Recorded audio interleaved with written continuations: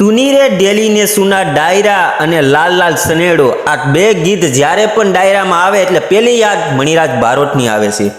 મિત્રો, એક સમય હતો જ્યારે મણિરાજ બારોટના ડાયરાને સાંભળવા માટે લોકોનું ટોરું ઉમટતું। ડાયરાના તેઓ બેતાજ બાદશાહ હતા। તેમણે ગુજરાતની જનતાને જે ઘેલું લગાડ્યું ને એ ડાયરામાં આજે પણ તેમની ખોટ કોઈ પૂરી શક્યું નથી। મહત્વની વાત તો એ છે કે નવરાત્રિમાં તેમના ગરબા જ્યાં પણ યોજાય ત્યાં લોકોની ભારે ભીડ પહોંચી જતી હતી અને આજ નવરાત્રિના આઠમના દિવસે 2006માં રાજકોટ ખાતે તેમનું હાર્ટ એટેકથી માત્ર 42 વર્ષની વયે તેમનું અવસાન થયું હતું।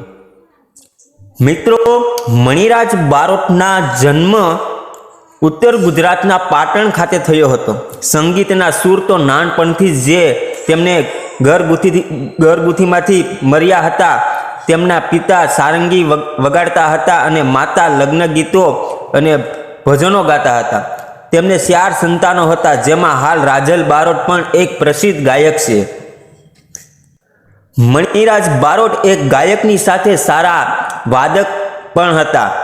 તેમને નવરાત્રિ દરમિયાન શરણાઈ, વાંસળી, ઢોલક કે હાર્મોનિયમ વગાડતા વિડીયોમાં તમે જોયા જ હશે।